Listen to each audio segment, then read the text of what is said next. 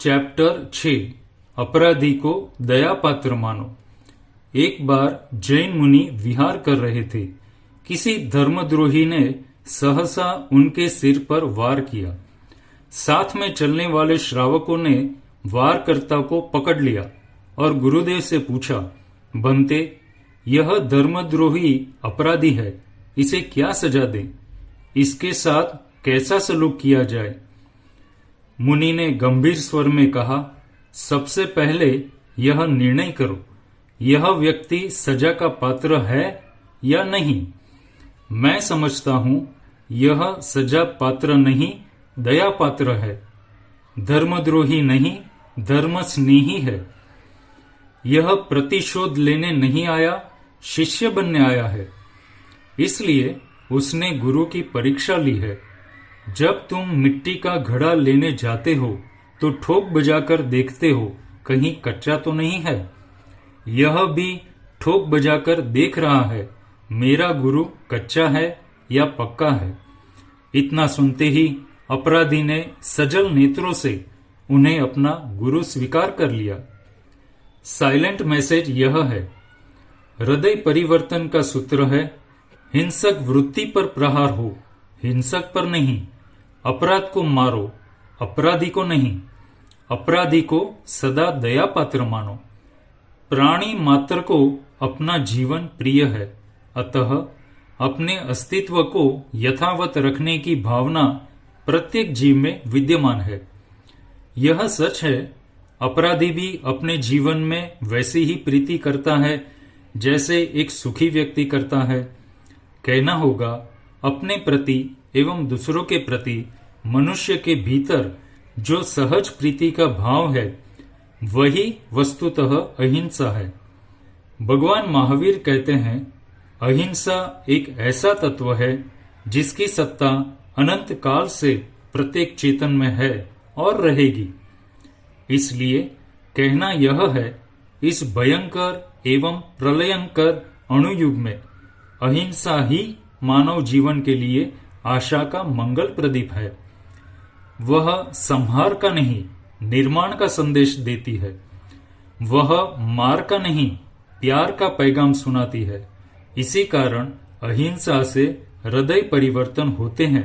अतः अहिंसा सिद्धांत को जीवन का आदर्श बनाओ। एक बार विचार करो, एक अपराधी के भीतर भी स्नेह एवं सहानुभूति का भाव भर दो तो उसमें सुधार संभव है। अपराधी को मिटाने की अपेक्षा उसके कारणों को मिटाना हितकर है। मनोविज्ञान भी कहता है, अपराध एक मानसिक रोग है जिसका इलाज स्नेह और सद्भाव से होता है। यही कारण है आज भारत सरकार ने भी अहिंसा के इस मनोवैज्ञानिक धरातल को उचित समझकर इसे राजनीति व दंड नीति में महत्वपूर्ण स्थान दिया है। यह स्पष्ट है, एक अपराधी को कारागृह के अमानवीय कष्टों से भी सुधारा नहीं जा सकता। उल्लेखनीय है, आज भारतीय नागरिक इतना सचेत है कि आज एनजीओ द्वारा भी विभिन्न रूप से अनेक ऐसे प्रयास जारी है। तभी तो जेल में बंद महाक्रूर अपराधी का भी हृदय परिवर्तन हो, इसके लिए वे सद्भावना, सहानुभूति तथा संवेदना सभर प्रयास करते हैं। भारत देश में अब तिहाड़ जेल को तिहाड़ आश्रम बनाने का भरसक प्रयास हो रहा है। इससे स्पष्ट होता है, अहिंसा कायरता नहीं है, उसका स्वर है अन्याय एवं अत्याचार का प्रतिकार करते हुए भी मुझे मत भूलो और अपने विरोधी के प्रति भी सद्भावना रखो। रग रग में अहिंसा का रंग भर दो ताकि जीवन की प्रत्येक क्रिया, विचार और शब्द पर करुणा, मैत्री तथा सद्भावना का ही स्टैंप लगे। एक पल रुको और भावना भावो। विश्व के सभी अपराधियों के भीतर दया का स्रोत वहे। उनकी क्रूरता बुद्धि करुणा में बदले, उनकी आक्रामकता उपशांत हो और उनके पापों का अंत हो। जिनवाणी का यह उद्घोष है, महापापी से भी घृणा मत करो। बुराई और बुरा आदमी में जो अंतर है उसे पहचानो। बुराई सदा बुराई है, वह भलाई नहीं हो सकती, मगर बुरा आदमी प्रसंग तथा वातावरण के अनुसार भला बन सकता है।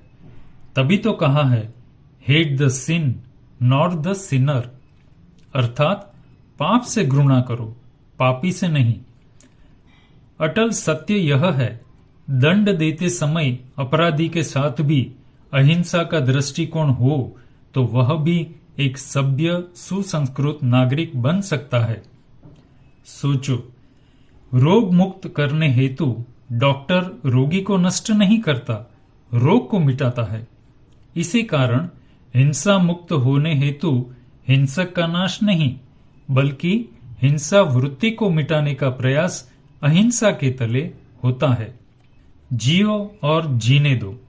अन्याय का प्रतिकार और पाप का संहार करने वाला एकमात्र अहिंसा शस्त्र ही है। इसे जीवन के हर मोड़ पर याद रखना।